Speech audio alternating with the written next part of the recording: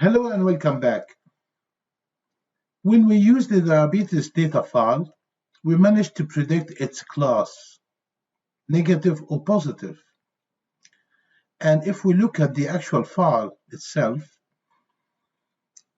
this is the class, it says nominal in here.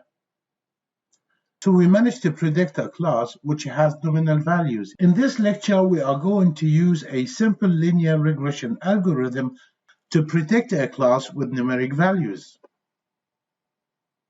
And why do we want to do that?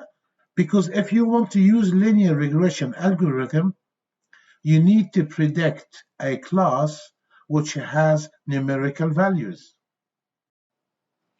That's why I have prepared this R file and I called it car salesman commission. It has 2 attributes and 100 instances. And if you look at the file itself, you will see it has numerical values in here. In the next lecture, we're going to be experimenting with linear regression using this file. Thank you very much and goodbye for now.